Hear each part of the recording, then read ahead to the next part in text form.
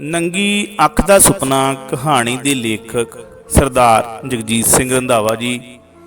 ਹਰਫਾਂ ਦੇ ਕਾਫਲੇ ਚੈਨਲ ਵੇਖਣ ਵਾਲੇ ਸਾਰੇ ਹੀ ਅਦੀਬ ਦੋਸਤਾਂ ਮਿੱਤਰਾਂ ਨੂੰ ਮੇਰੇ ਵੱਲੋਂ ਜਾਨੀ ਕਿ ਤਜਿੰਦਰ ਸਿੰਘ ਗਿੱਲ ਵੱਲੋਂ ਪਿਆਰ ਭਰੀ ਸਤਿ ਸ੍ਰੀ ਅਕਾਲ। ਨੰਗੀ ਅੱਖ ਦਾ ਸੁਪਨਾ ਕਹਾਣੀ ਦੇ 3 ਭਾਗਾਂ ਦੇ ਵਿੱਚ ਗੁਰੂ ਉਪਦੇਸ਼ ਦੇ ਨਾਲ ਜੋ ਹੱਡ ਬੀਤੀ ਹੋਈ ਉਹ ਆਪਾਂ ਹੁਣ ਤੱਕ ਸੁਣ ਚੁੱਕੇ ਹਾਂ। ਅੱਜ ਆਪਾਂ ਚੌਥਾ ਭਾਗ ਸ਼ੁਰੂ ਕਰਨ ਜਾ ਰਹੇ ਹਾਂ। ਉਮੀਦ ਕਰਦਾ ਹਾਂ ਕਿ ਜਿੱਦਾਂ ਤੁਸੀਂ 3 ਭਾਗਾਂ ਨੂੰ ਬੜਾ ਹੀ ਪਿਆਰ ਦਿੱਤਾ ਏ, ਚੌਥੇ ਭਾਗ ਨੂੰ ਵੀ ਉਸੇ ਤਰੀਕੇ ਨਾਲ ਪਿਆਰ ਦਿਵੋਗੇ। ਸਫ਼ਰ ਦੀ ਥਕਾਵਟ ਕਾਰਨ ਮੈਂ ਥੱਕਿਆ ਜਿਹਾ ਮਹਿਸੂਸ ਕਰਦਾ। ਸਾਰਿਆਂ ਨੂੰ ਫਤਿਹ ਬੁਲਾ, ਰਸਮੀ ਗੱਲਾਂ 10 ਕੁ ਮਿੰਟ ਕਰ ਸੌਣ ਲਈ ਸਿੱਧਾ ਆਪਣੇ ਬੈੱਡਰੂਮ ਚਲਾ ਗਿਆ। ਸਫ਼ਰ ਦੀ ਥਕਾਵਟ ਕਾਰਨ ਮੈਂ ਸੱਚਮੁੱਚ ਸੌਣਾ ਚਾਹੁੰਦਾ ਸੀ। ਜਲਦੀ ਹੀ ਮੈਨੂੰ ਨੀਂਦਰ ਆ ਗਈ।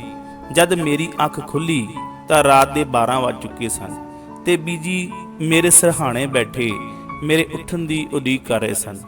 ਜਦ ਮੈਂ ਨੀਂਦੋਂ ਉੱਠਿਆ ਸਭ ਤੋਂ ਪਹਿਲਾਂ ਮੈਂ ਘੜੀ ਹੀ ਵੇਖੀ, ਫਿਰ ਮਾਤਾ ਜੀ ਨੂੰ ਬੈਠੇ ਦੇਖ ਹਿਰਦਾ ਮਾਂ ਦੀ ਮਮਤਾ ਦੇਖ ਪਸੀਜਿਆ ਗਿਆ।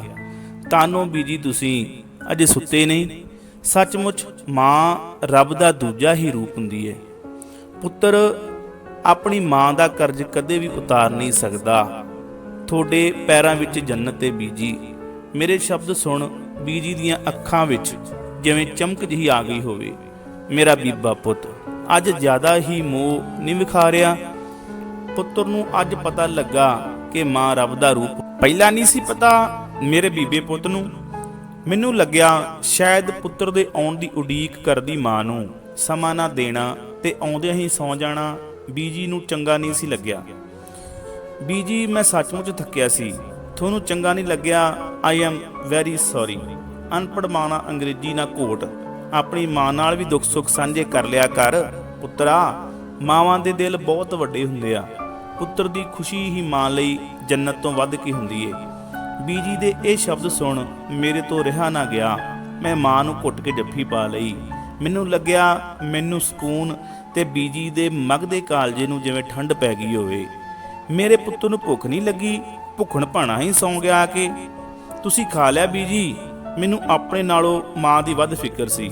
ਪੁੱਤਰਾਂ ਨੂੰ ਭੁੱਖਾ ਵੇਖ ਕੇ ਮਾਂ ਕਿਵੇਂ ਖਾ ਸਕਦੀ ਏ? ਤੁਸੀਂ ਮੇਰੇ ਗ੍ਰੇਟ ਬੀਜੀ ਹੋ। ਰੱਬ ਤਾਂ ਬੀਜੀ ਵੇਖਿਆ ਨਹੀਂ, ਪਰ ਉਹ ਤੁਹਾਡੇ ਤੋਂ ਵੱਧ ਨਹੀਂ ਹੋਵੇਗਾ। ਜੁਗ ਜੁਗ ਜੀਓ ਮੇਰੀ ਬੀਜੀ।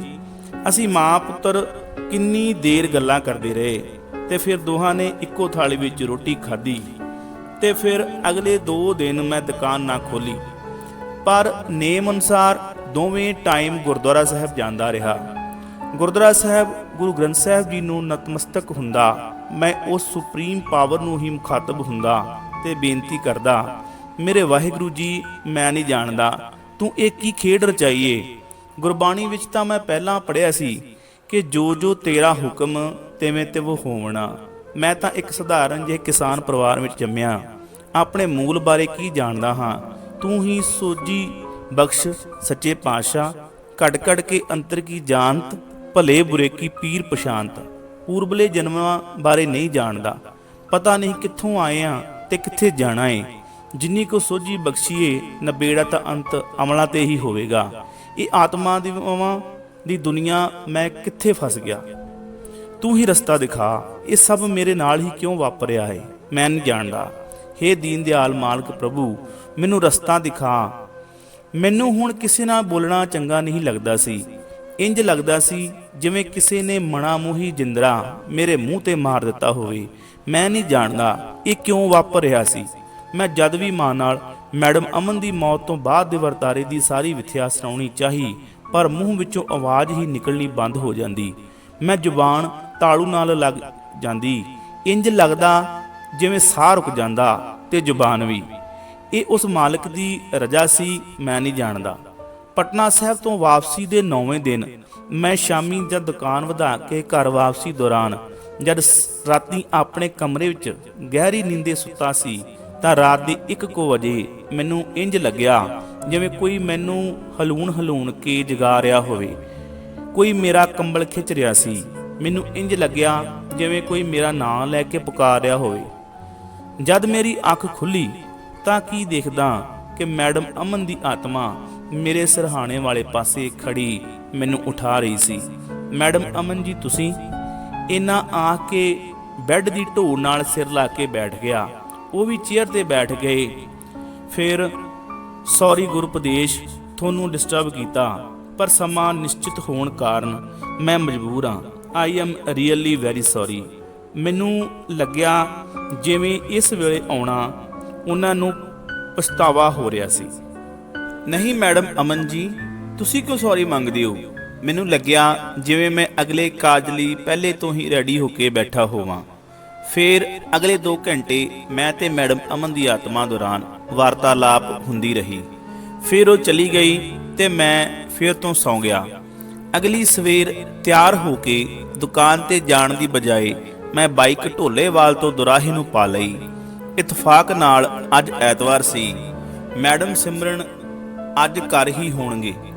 ਦੁਰਾਹੇ ਪਹੁੰਚ ਮੈਡਮ ਸਿਮਰਨ ਦੇ ਦੱਸੇ ਐਡਰੈਸ ਮੁਤਾਬਕ ਮੈਂ ਨਹਿਰ ਤੋਂ ਫਲਾਈਓਵਰ ਦੇ ਸੱਜੇ ਹੱਥ ਨਹਿਰ ਦੇ ਨਾਲ ਬਣੀ ਅਰਬਨ ਕਲੋਨੀ ਵਿੱਚ ਪ੍ਰਵੇਸ਼ ਕਰ ਮੈਡਮ ਸਿਮਰਨ ਦੇ ਮਕਾਨ ਦੀ ਡੋਰਬੈਲ ਵਜਾਈ ਤਾਂ ਦਰਵਾਜ਼ਾ ਉਸ ਬਜ਼ੁਰਗ ਔਰਤ ਨੇ ਖੋਲ੍ਹਿਆ।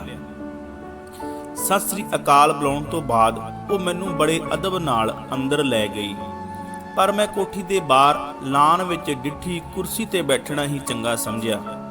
ਨਵੰਬਰ ਮਹੀਨੇ ਦੀ 22 ਤਰੀਕ ਠੰਡ ਨੇ ਵੀ ਆਪਣਾ ਜਲਵਾ ਦਿਖਾਉਣਾ ਸ਼ੁਰੂ ਕਰ ਦਿੱਤਾ ਸੀ। ਮੱਠੀ ਧੁੱਪ ਵਿੱਚ ਬੈਠਣਾ ਕਿਆ ਖੂਬ ਨਜ਼ਾਰਾ ਸੀ। ਮੈਨੂੰ ਉਹ ਬਜ਼ੁਰਗ ਔਰਤ ਨੇ ਦੁਬਾਰਾ ਫਿਰ ਕੋਠੀ ਅੰਦਰ ਬੈਠਣ ਦੀ ਤਾਕੀਦ ਕਰਦਿਆਂ ਕਿਹਾ, ਬੇਟਾ ਤੁਸੀਂ ਅੰਦਰ ਬੈਠੋ, ਮੈਡਮ ਜੀ ਮੈਨੂੰ ਗੁੱਸੇ ਹੋਣਗੇ। ਉਹਨਾਂ ਦੇ ਸਵਾਲ ਦਾ ਜਵਾਬ ਦੇਣ ਦੀ ਬਜਾਏ ਮੈਂ ਬੋਲਿਆ, ਮੈਡਮ ਜੀ ਕਿਧਰੇ ਗਏ ਨੇ? ਲੱਗਦਾ ਚੱਕਰ ਹੀ ਪਿਆ। ਮੈਨੂੰ ਫੋਨ ਕਰਕੇ ਆਉਣਾ ਚਾਹੀਦਾ ਸੀ। ਮੇਰੀ ਚਿੰਤਾ ਅਚਾਨਕ ਵੱਧ ਗਈ। ਤੁਸੀਂ ਬੈਠੋ, ਮੈਡਮ ਜੀ ਹੁਣੇ ਆਉਂਦੇ ਹੋਣਗੇ, ਬਸ ਗੁਰਦੁਆਰਾ ਸਾਹਿਬ ਹੀ ਗਏ ਨੇ। ਬਜ਼ੁਰਗ ਔਰਤ ਨੇ ਇਹ ਸ਼ਬਦ ਸੁਣ ਮੈਨੂੰ ਤਸੱਲੀ ਜਿਹੀ ਹੋਈ ਤੇ ਉਹ ਪਾਣੀ ਲੈਣ ਲਈ ਕੋਠੀ ਅੰਦਰ ਚਲੀ ਗਈ।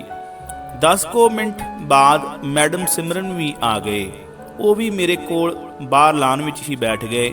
ਮੈਨੂੰ ਉਹ ਸ਼ਿੱਦਤ ਤੇ ਪਿਆਰ ਨਾਲ ਮਿਲੇ। ਉਹਨਾਂ ਨੂੰ ਮੇਰੀ ਮੌਜੂਦਗੀ ਵਿੱਚ ਰੱਤੀ ਭਰ ਵੀ ਓਪਰਾਪਣ ਮਹਿਸੂਸ ਨਹੀਂ ਹੋਇਆ। ਉਹਨਾਂ ਦੇ ਚਿਹਰੇ ਤੇ ਖੁਸ਼ੀ ਪਨਪਦੀ ਦੇਖ ਮੈਨੂੰ ਇੰਜ ਲੱਗਿਆ ਕਿ ਜਿਵੇਂ ਮੈਂ ਮੁੱਦਤਾਂ ਤੋਂ ਹੀ ਮੈਡਮ ਨੂੰ ਜਾਣਦਾ ਹੋਵਾਂ। ਮੈਨੂੰ ਬਾਣੀ ਦੀ ਉਹ ਤੁਕ ਯਾਦ ਆ ਗਈ, ਕਿਰਤ ਕਰਮ ਕੇ ਵਿਛੜੇ ਕਰ ਕਿਰਪਾ ਮੇਲੋ ਰਾਮ। ਅਸੀਂ ਨਹੀਂ ਜਾਣਦੇ, ਪਰ ਉਹ ਮਾਲਕ ਜਾਣਦਾ ਏ ਕਿਹੜੇ ਸੰਜੋਗੀ ਸਾਨੂੰ ਇਸ ਜਨਮ ਵਿੱਚ ਮਿਲਦੇ ਨੇ।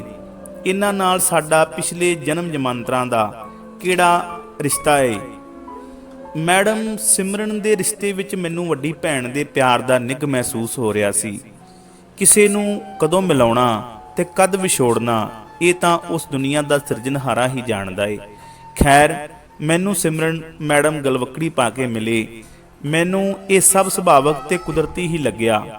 ਫਿਰ ਗੁਰੂਪਦੇਸ਼ ਸੱਚ ਜਾਣਿਓ, ਮੈਨੂੰ ਤੁਸੀਂ ਮੇਰੇ ਵੱਡੇ ਵੀਰ ਹੀ ਜਾਪਦੇ ਹੋ। ਤੁਹਾਡੀ ਸ਼ਖਸੀਅਤ ਵਿੱਚ ਮੈਨੂੰ ਮੈਡਮ ਅਮਨ ਦਿਸਦੇ ਨੇ। ਭਾਵੇਂ ਅਸੀਂ ਇੱਕੋ ਮਾਂ ਦੀ ਕੁੱਖੋਂ ਜਨਮ ਨਹੀਂ ਲਿਆ, ਪਰ ਸਾਡਾ ਪਿਆਰ ਸਕੀਆਂ ਭੈਣਾਂ ਤੋਂ ਵੱਧ ਸੀ। ਪਤਾ ਨਹੀਂ ਉਹ ਮੈਨੂੰ ਧੋਖਾ ਕਿਉਂ ਦੇ ਗਈ, ਕਾਹਦੀ ਕਾਹਲੀ ਸੀ ਉਸਨੂੰ। ਮੈਂ ਦੇਖਿਆ ਮੈਡਮ ਸਿਮਰਨ ਦੀਆਂ ਅੱਖਾਂ 'ਚੋਂ ਹੰਝੂ ਛਲਕ ਪਏ। ਮੈਂ ਉਹਨਾਂ ਨੂੰ ਚੁੱਪ ਕਰਾਇਆ। ਫਿਰ ਅਸੀਂ ਕੋਠੀ ਅੰਦਰ ਜਾ ਚਾਹ ਪੀਤੀ ਤੇ ਰਸਮੀ ਗੱਲਾਂ ਬਾਤਾਂ ਤੋਂ ਬਾਅਦ ਆਪਣੇ ਆਉਣ ਦਾ ਮਨੋਰਥ ਦੱਸਿਆ। ਰਾਤ ਵਾਲੀ ਸਾਰੀ ਵਾਰਤਾਲਾਪ ਮੈਡਮ ਸਿਮਰਨ ਨੂੰ ਸੁਣਾ ਦਿੱਤੀ। ਫਿਰ ਸ਼ਾਮ ਤੱਕ ਮੈਂ 2 ਮਜ਼ਦੂਰਾਂ ਦੀ ਮਦਦ ਨਾਲ 4 ਵੀਲਰ ਤੇ ਮੈਡਮ ਅਮਨ ਦੇ ਘਰ ਦਾ ਸਾਰਾ ਸਮਾਨ ਤੇ ਫਰਨੀਚਰ ਮੈਡਮ ਸਿਮਰਨ ਦੇ ਘਰ ਸ਼ਿਫਟ ਕਰ ਦਿੱਤਾ, ਕਿਉਂਕਿ ਮੈਡਮ ਅਮਨ ਦੇ ਜਿਉਂਦੇ ਜੀ ਇਹ ਕੋਠੀ ਵੇਚ ਦਿੱਤੀ ਸੀ। ਉਹਨਾਂ ਨੂੰ ਆਪਣੀ ਮੌਤ ਬਾਰੇ ਜਿਵੇਂ ਪਹਿਲਾਂ ਤੋਂ ਹੀ ਪਤਾ ਸੀ। ਕੱਲ ਨੂੰ ਨਵੇਂ ਮਕਾਨ ਮਾਲਕਾਂ ਨੂੰ ਕੋਠੀ ਖਾਲੀ ਕਰਕੇ ਚਾਬੀਆਂ ਦੇਣੀਆਂ ਸਨ।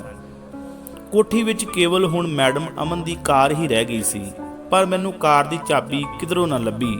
ਮੈਂ ਸਾਰੀ ਕੋਠੀ ਫਰੋਲ ਮਾਰੀ। ਫਿਰ ਮਾਯੂਸ ਹੋ ਕੇ ਕੁਝ ਸੋਚ ਹੀ ਰਿਹਾ ਸੀ ਕਿ ਮੈਡਮ ਅਮਨ ਦੀ ਆਤਮਾ ਅਚਾਨਕ ਮੇਰੇ ਸਾਹਮਣੇ ਆ ਖੜੋਂਦੀ ਹੈ। ਮੈਡਮ ਅਮਨ ਦੀ ਆਤਮਾ ਗੁਰੂ ਉਪਦੇਸ਼ ਨੂੰ ਆਉਣ ਵਾਲੇ ਸਮੇਂ ਬਾਰੇ ਕਿਸ ਤਰੀਕੇ ਨਾਲ ਆਗਾਹ ਕਰਦੀ ਹੈ, ਕਿਹੜੇ ਪੜਾਅ ਹੋਰ ਇਸ ਕਹਾਣੀ ਦੇ ਵਿੱਚ ਆਉਂਦੇ ਨੇ, ਉਹ ਆਪਾਂ ਅਗਲੇ ਭਾਗ ਦੇ ਵਿੱਚ ਸੁਣਾਂਗੇ। ਤਦ ਤੱਕ ਲਈ ਮੈਨੂੰ ਦਿਓ ਇਜਾਜ਼ਤ। ਆਪ ਜੀ ਦਾ ਪਹਿਲੇ ਭਾਗਾਂ ਨੂੰ ਸੁਣਨ ਲਈ ਬਹੁਤ ਬਹੁਤ ਧੰਨਵਾਦ ਕਰਦਾ ਹਾਂ। ਰੱਬ ਰਾਖਾ।